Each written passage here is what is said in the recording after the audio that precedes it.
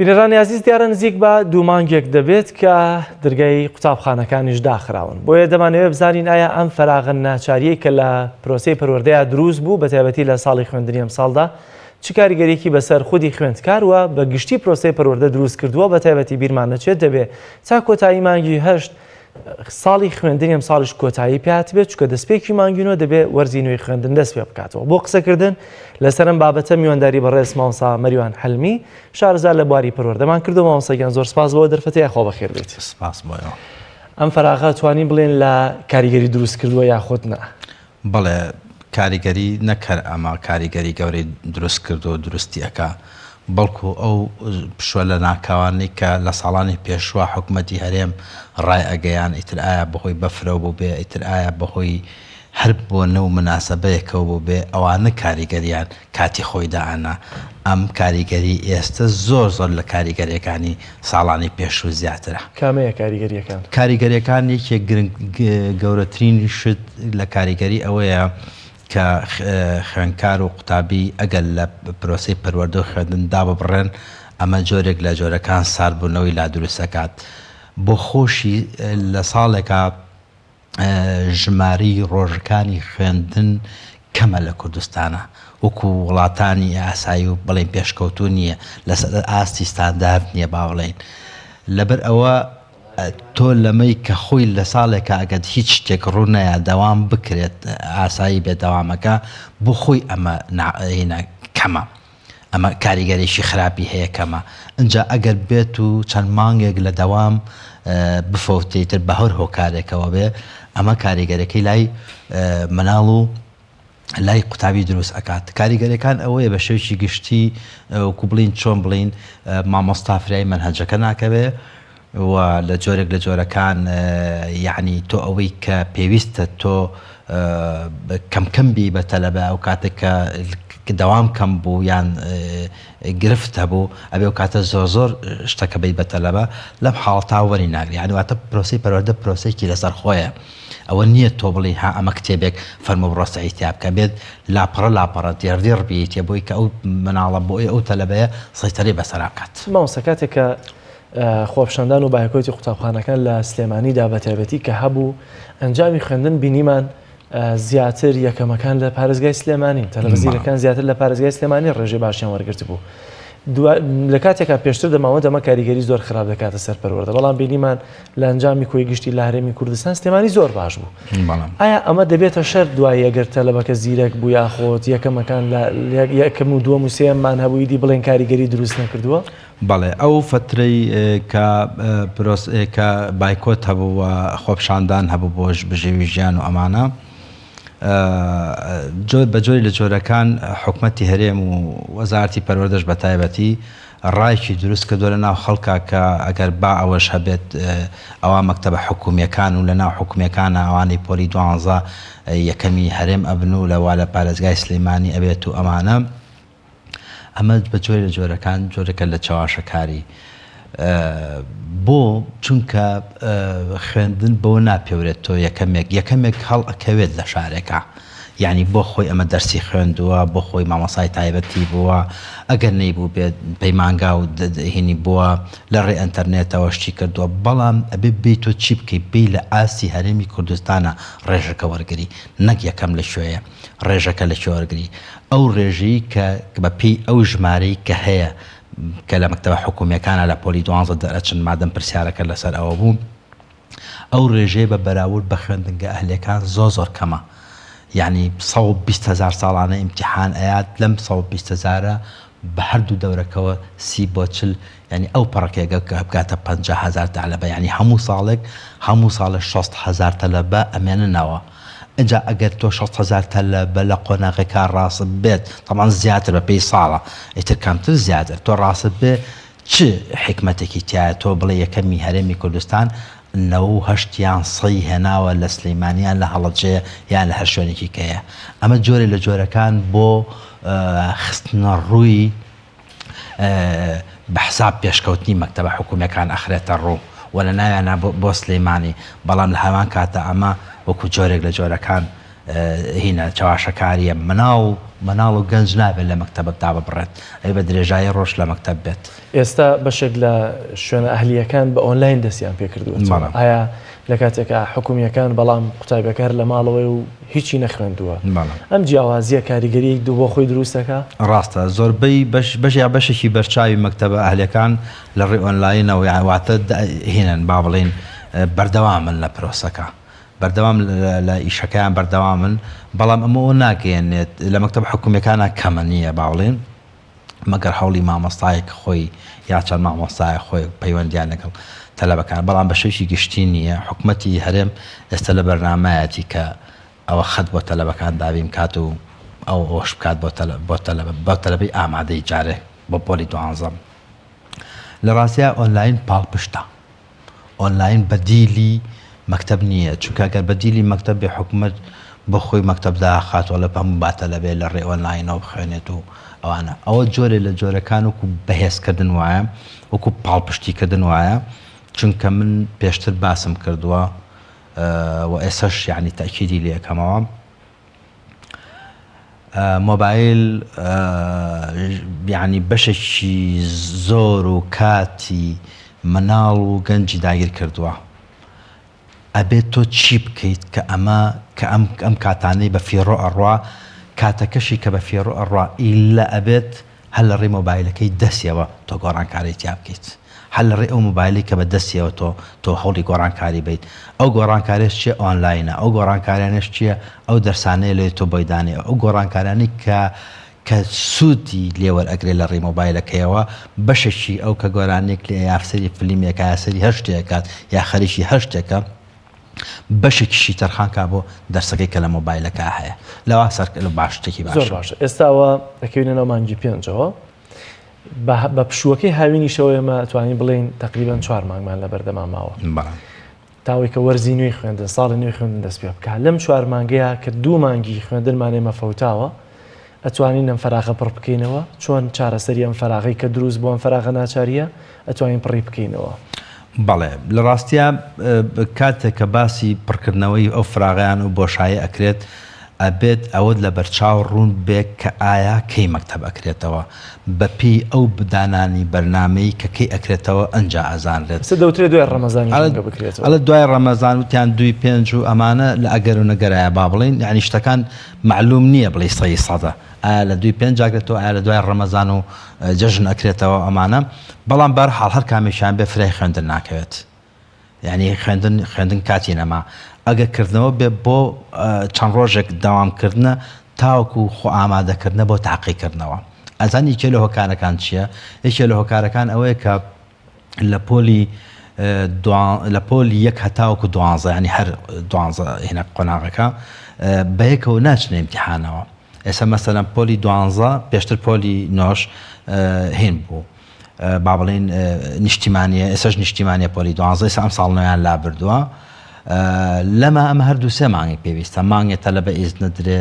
لە مانگەکە ئیمتیحانەکە کەن هەفتەی 2 ڕۆژ مدەتێکی کەمی ئەمێنێ لە مانگی 8 و ئەبێ ئیمتیحانی دەوری دووهەم بکەنەوە ینی لە حازر نابێ با بڵێن بۆ مانگینەوە یعنی 3 مانگی ئەوێت قۆناغی بەس قۆناغی 12 زیاتر طبعا من کەمەوە زیاتر لە 3 مانگی ئەوێ کە تەلەبە و کە سوکای تەلەبە و پەروەردە و حکومەت و وەزارەت مەشغوڵەکە یعنی تۆ بێ کاتی بۆ تەرخانکەی چکەوانە کە لە ئیمتیحان نابن نابێت دەوامی ئاسایەکانی ترما بێت چکەوە لە مەکتەبەکان تاقیکردنەوەکەن مامۆستاکان و مدیرەکان و مدیر قاعەکان خۆیان تەرخان کردو بۆ ئەوە ئەنجا خاڵێکی کەش ئەوەیە کەمێ ئیشارەتی پێبین یەکەمەوە پێشتر لە سەرەتای قسەکانمان کردمان جۆرە تەلەبەکان سار بۆتەوە خاڵێکی تریش ئەوەیە کە حکومەتی هەرێمیش بژێوی ژیانی مامۆستا فەرمانبەران دابین ناکات ئەمەش بۆ خۆی کردنەوەی داوام قورساگەر ئەم ڕۆژ بێت یعنی ئەوە هەروە ئاسان نییە حکومەت خۆی چاک ئەزانێ ئەگەر هیچ شتێک نەبێت کۆرۆناژ نەبێت لە کوردستانە هەروە ئاسان نییە بڵێ لە بەیانی زووتر نییە با دەوام کرێتەوە یا لە 2-5 دەوام کرێتەوە یا پێشتر یا دواتر دەوام کرێتەوە بەشێکی ئەو دەوام نەکردنەوەیە بەو بە ناوی کۆرۆنایە بەشێکیوەیە کە ناتوانێت ئەوە معاش و موچەی فەرمانبەران و مامۆستایان و کارمەندان دابینکە کاتە مامۆستا ئایا دەکرێت ئێستا گەر هات و 2-5 بێت یاخود دوای ڕەمەزانیش بێت خوێندن دەستی پێکردەوە دەکرێت تا کۆتایی هاوینەکەی ئێمە کە ساڵی خوێندی ئەم ساڵمان تەواو کرد قوتابی هیچ پشوویەک وەرنەگرێ یەکسەر تۆ دەست پێ بکەی بە ساڵی نوێی خوێندن بە تایبەتی لە پۆلیسیە دەچێتە 4 دەچێتە 5 هیچ لەو بینەیە هیچ پشوویەک نەبێت ئەبێت لەو بینە کە دەوام ئەکرێتەوە خۆحازەکردن بێ بۆ تاقیکردنەوەکان یعنی دەست پێکردنەوەی خوێندن جارێکردنەوەی خوێندن ناتوانرێت بە هیچ جۆرێک لە ئێستاشەوە بکرێت ناکرێت چکە بۆ یەکێک لە خاڵەکان کە باسم نەکرد ئەوە هیچ وتمان ئەوە تەلەبەسار بۆتەوە ئەوە معاشی مامۆسا نایە یەکێک لە خاڵەکان ئەوەیە کە لە قوتابخانەکانی هەرێمی کوردستانە بە شێوێکی گشتی ینی زۆربەی زۆری لەم سەر بۆ ئۆسەری کوردستان ئەوەیە مەرجی ئەوەی تیانێت تۆ لە وەرزی گەرما دەرس بخوێنیت مەرجی ئەوەی تیانە حتا بۆ سەرماکەش وایە بەڵام سەرماکە بەرحاڵ زۆپایەکە شتێکەیە قەمسەڵێک خۆدا پۆشی بە سۆ گەرما بەڵام ئاکە گەرما بوو تۆ چیەکەیت هەبێ نەبێ ئەگە پانکەیەک هەبێ نەبێ وە جاروایەتر لە گەرماشە کارەبا نابێت یعنی ئەمە هۆکارێکی سەرشیە کە دەرز ناخێنرێت لە هاوینە ئەگەر ئەمە نەبێت ئاساییە پشووی هاوینان ئێمە خوێندن بەردەوام بێتیایەدا لە پشووی هاوینە ئەو خوێندنی کە لە پاییز و بەهار و زستانە هەیە بە پلەی یەکەم لە پاییزە ئەنجا بۆ زستان و بۆ بەهار بە پلەی یەکەم لە پاییزە ئەو خوێندن ناتوانرێت لە هاوینە بەردەوام بێت ئەگەر بەردەوام بێ مدەتێکی کەم بەردەوام بێت بۆ خۆڕێخستنەوەیە بۆ ڕاهاتنەوەی تەلە بۆ مامۆسایە بە مەکتەب بۆ ئەوی تاقیکردنەوە کام بکەن کەواتە ئێستا گەر هات و خوێندن دەستی پێکردوە دەرگای مەکتەبەکان کرانەوە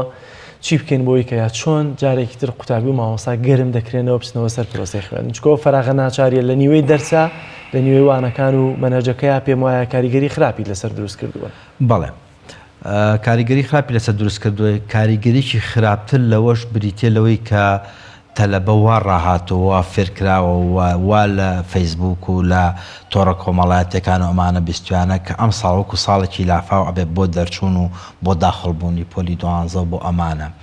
ئەوەنەی من دیقەتم لە قسەکانی وەزارەتی پەروەردەیە بێت و بە دوای کەوتم متابعەم کردوێ وەزارەتی پەروەردە تا ئەم دەقەیە کە من قسەی تیاکەم بە تەمای شتێکی لە وابەتە نییە بۆ چەند ئەزمونێک هەیە یەکەم ئەزمموی وەزارەتی پەروەردە و با بڵێن حکومەتەکەش و حکومەتی عێراقیش بە شێوەیەکی گشتی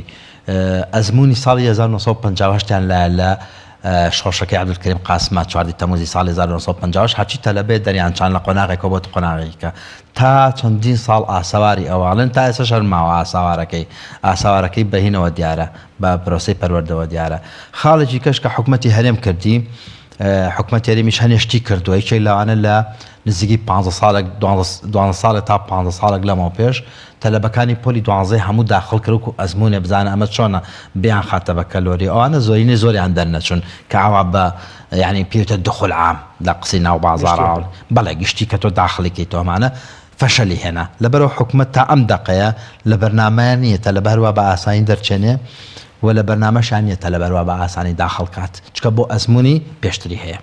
ڕێخستنەوەی منهج چۆن نەکرێت چکە باس لەوە کە قوتابخانە کراوە یەکسەر دەبێت ئامادەکاری بێ بۆ تاقیکردنەوەکان کەواتە ڕێخستنەوەی منهج چۆنی پێویستە جارێکی تر پرسیار چۆنی پێویستە چکە ڕەنگە لە ناوچەیەک منهج تۆزێ زیاتر تەواو کرابێت لە شوێنێک تەواو نەکرابێت شوێنە پێشمن لە شوێن لە دواوە بن چۆن پێویستە منهجە ڕێک بخرێت چکە لە ساڵانی ئاسایی هابەتیابەتی پۆلی 12کان گرفتیان بەدەست داخڵکردن و هەندێک منهج و تەرکردنەوەمانەوە بەڵێ ڕاستە ڕێخستنی منهج دووشتە یەکەمیان لە قۆناغی 1 بۆ 11 هەرچی چۆنە بێ ئەمە دەبەرەکرێت ئەگەر چی مناڵێک لە پۆل 1 ئەلفبەی تاوان نەکرد بێەوە مشکلێتەوە بچێتە 2 ئەمە گرفتە بەڵام هەرچی چۆنە بێ ئەمە جۆرێک لە جۆرەکان سەیطەرەی بەسەراکرێت یعنی حەلەکرێت لە پۆل 1 بۆ یعنی تاواکردنی منهجەوەی کە بۆ وەڵامی پرسیارەکەت بەڵام ئەوەی کە گرفتی ڕئیسیە پۆلی 12 بۆ چونکە نازانرێ ئەمە بۆی تەرک ئەکرێیاننا ئەگە 2-5 بکرێتەوە بۆ نمونە لەوە ناچێ بەسەرم بۆی تەرک بکرێگەر دواتر بۆی تەرک بکرێت چەنی بۆ تەرەکەکرێ ئێستا حکومەت با بڵێن وەزارەتی پەروەردە هینی وەرگرتووە حسابی ئەوەی کردووە پرسیاری جەنابەت وەری گرتووە لە سەرجەم پەروەردەکان و مشریفەکان و مدیرەکان و بەشێکی گشتی لە هەرچوار پارێزگای لە هەڵەبجەوە هەتاوەکو دوهۆک وەری گرتووە کە تەلەبە لە پۆلی 12 تاکوێ خوێندووە یعنی شتێکی بەرچاوڕوونێکی هەیە لە بەرچاوی بۆی کاتێک هاتە پێشەوە منهەجی بۆ تەرەکە بزانە لە شووا بۆی تەرکە کاکە خوێندوێتی بۆی کە ئەم تەلەبەی مستەقبەلی لەسەرەوەی بۆی ئەو دەرەجانەوە چێتە جامعە لەبەر ئەو لەم حاڵتە حسابی ئەوەی کردووە بەڵام بەنسبەتی لە 1 بۆ 11 لە 1 بۆ 11 لە پۆلی 1 مناڵیەوە هەتاوکو 11 ئامادەیی ئەمە جۆرێک لە جۆرەکان سەیتەرەی بەسەرە ئەکرێت چونکە شتێکە تایبەتە بەوەی کە تا چەندی خوێندبێ مامەستا لەوە ئیمتحانی بکات بەڵام پۆلی 12 وانە پۆلی 12 ئیلا ئەوەی کە حکومەت داینە پێشتر کتێبەکە بوو ئێسش تام دەقێش کتێبەکەیە بەڵام کتێبەکەش نەبوو لەسەر تاسەری هەرێمە لەو چەند لاپەڕێک کە بۆیان دیاری ئەکرێت هەموو هەرێمە بێ لەوە ئیمتحان بکرێت ئەگەر تەلەبەیەک زۆر دواکەوت پێ مامۆستایەک زۆر دواکەوت پێ ئەوان هینەکان وەرگرتووە ناوەندەکان وەرگرتووە لە کوایانی حەقی خۆی لە تابی 6 دوو کە داوام وەستاوە لە کووا تەلەبە و مامۆستاوە ساون یعنی ئەو حسابیان کردووە لەبەرەوە لە کاتی خۆیان لەو حاڵەتە لە کاتی خۆیان بڕیاریان بۆ ئەدرێت زۆر باشە باس لەوە کرد کە بەشێک لە هۆکاری نەکردنەوەی دەرگای قوتابخانەکان ئەگەڕێتەوە بۆ ئەوەی کە لە ئێستادا بارودۆخی مامۆستا لە ڕووی داراییەوە زۆر خراپە و موچەکان دەبینین کە چۆن دواکەوتووە ئایا ئەمە چۆن چارەسەر دەکرێت و ئەگەر بەڕاستی ئەمە وەکو ساڵانی ڕابردوو بێت دڵنیام ڕەنگە لە ناوچەیەک تەنها بایکۆت بکرێت و بۆیان ئەستەم بێت لە ناوچەیەکی تر بەخۆشی بە یا بەترشی بێ دەبێت دەستبەداوام بکەنەوە ئەو کاتە ئەمە چۆن چارەسەر دەکرێت بەڵێ لە ڕاستیە تا ئەم کاتێک ئێمە قسەی تیا ئەکەین چارەسەرکردنی ئەوە یعنی ئاسۆیەکی ڕوون لە بەردەم حکومەتان نییە با بڵێن چاوەڕێ حکومەتی عێراقیە کات بۆی کە ئایا ئەو بەشەی کە هەیە بینێرە دیاننا لەبەر ئەوە ئایندەی خوێندنی ئەم ساڵ ئەگەر حکومەت بە زووترین کات داوامیش بکاتەوە ئایندەی خوێندنی ئەم ساڵ هەروە ئاسان نابێت چونکە مامۆستایان بە شێوکی گشتی چینێکی زیندون و هۆشیارن و وەکو چینەکانی کەش تەبعاً مەبەسمانە نیە ئەوانی کە ناهۆشیار بن هۆشیارن و لە مافەکانی خۆیان خۆش نابن و حکومەت هەرێم لە چەند ساڵی ڕابردووە مافێکی زۆری مامۆسای خواردووە بۆی هەروە ئاسان نییە هەروە ئاسان نییە بۆی بچێتە سەر بڵێ لەو کاتا تۆ داوام بکەیت و داوام بە مامۆستایان و بە خوێندکاران بکاتەوە شتێکی ئاسان نییە زۆر سپاس ڕێسمۆسا مەریوان حلمی شارەزار لە پەروەردە سپاس بۆی کە لەگەڵمانە بوویت سەرچام سپاس بە بەرنامەکەتان دەستان خۆش زۆر سپاس